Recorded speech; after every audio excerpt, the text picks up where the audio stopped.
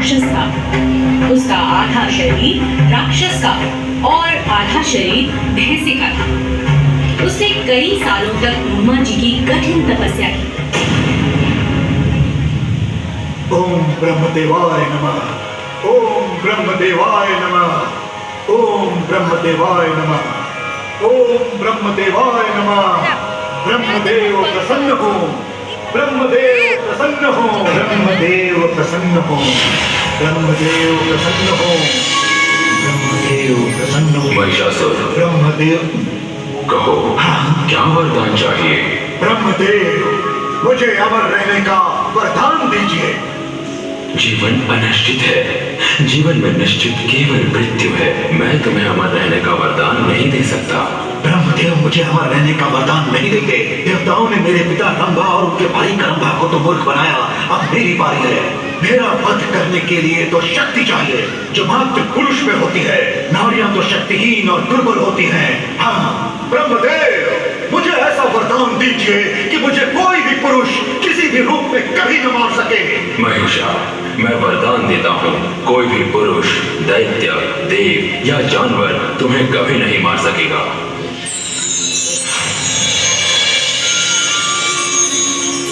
ब्रह्मदेव, आप नहीं जानते, आपने अभी मुझे वो वरदान दिया है जिसकी मुझे हमेशा से चाह थी, अमर रहने की। अब मैं सदा जीवित रहूंगा, सदा सदा के लिए।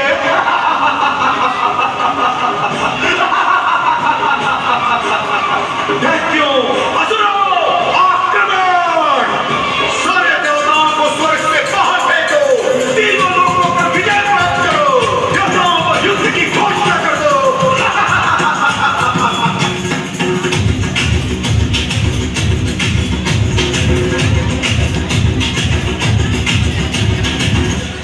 महिषासुर बहुत घमंडी और अत्याचारी था। उसने देवताओं पर आक्रमण किया। उन्हें युद्ध में हराकर उसने उनके क्षेत्र पर कब्जा कर लिया। सभी देवता महिषासुर के उत्पात से बहुत परेशान हो गए। वे सब मिलकर ब्रह्मा जी, शंकर जी और विष्णु जी की शरण में गए। तभी तीनों देवता अपने अंदर से एक ऊर्जा उत्पन्न करते हैं और समस्त देवता गण भी अपनी शक्तियाँ उस ऊर्जा में समाहित कर देते हैं।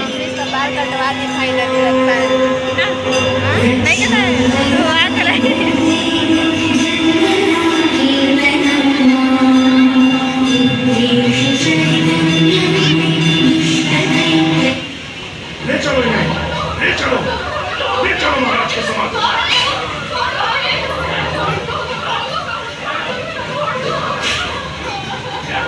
महाराज के समक्ष शीश झुकाओ। हमारे शीश तब से विलंब हो सकते हैं, किंतु इस दुष्ट असुर के समक्ष कभी नहीं झुक सकते। शांत बुढ़िया, शांत।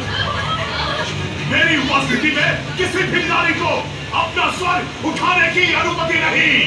जगाओ मत मेरा आदेश, शीघ्र मानो मेरा आदेश। झुको मेरे समक्ष, अभिवादन करो मेरा। कदम, मैं तुम्हें शाप देता हूँ। शीघ्र, अति शीघ्र तुम्हारा बहुत भयंकर अंत होगा। जिस नारी और बालकों को तुम असहाय समझते हो, वही तुम्हारे मृत्यु का कारण बनेंगे। इन सभी को काट कोठरी में डाल दो।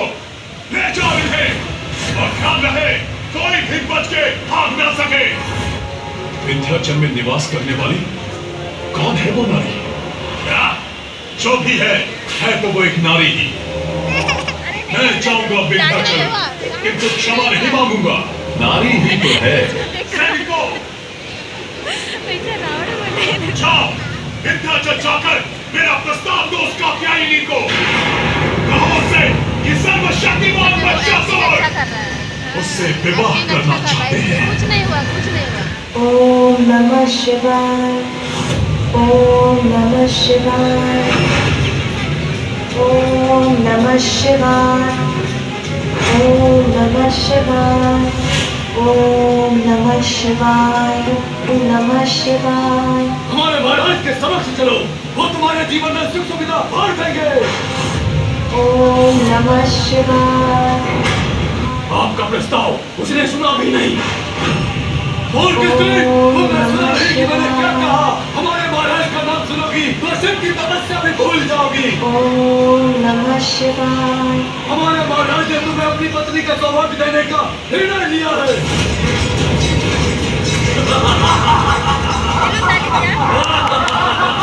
देखा, विवाह का प्रस्ताव सुनते ही भंग कर दी इसने अपनी तपस्या। जाओ और जाकर अपने महाराज को मेरा संदेश दो कि यदि उन्हें मेरा वरण करना है तो उन्हें मुझसे युद्ध कर मुझे परास्त करना होगा।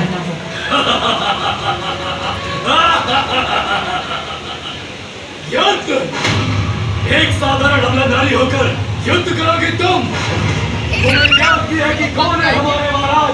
देवताओं को धूल चटाने वाले महान तपस्वी सम्राट अजय महिषासुर है उनका नाम। वो जो कोई भी हो, उनके प्रस्ताव का उत्तर मैं दे चुकी। प्रस्ताव का उत्तर दे चुकी हो तुम? युद्ध चाहिए तुम्हें तो मैं करूंगा तुमसे युद्ध। क्या है? क्या है ये?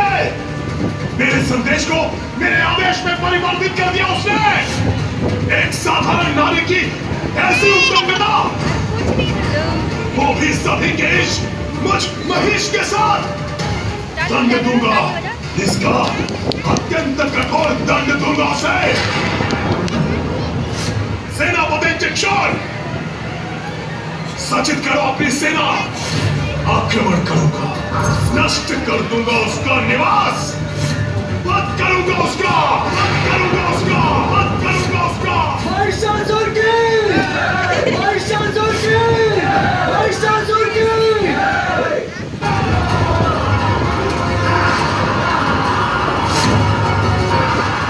युद्ध तुम और तुम्हारी सेना नहीं, मैं प्रारंभ करूंगी और उसका अंत भी मैं ही निश्चित करूंगी।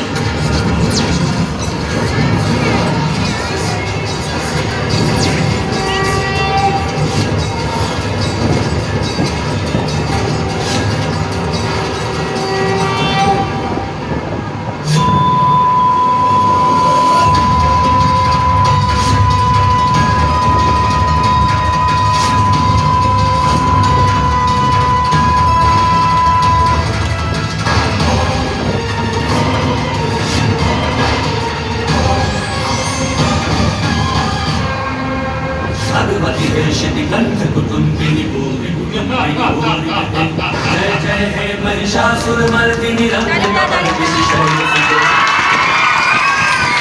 बार बार अफसर को चेतावनी देने के बाद भी जो सत्य के मार्ग पर नहीं लौटे वो दंड का भागी होता है।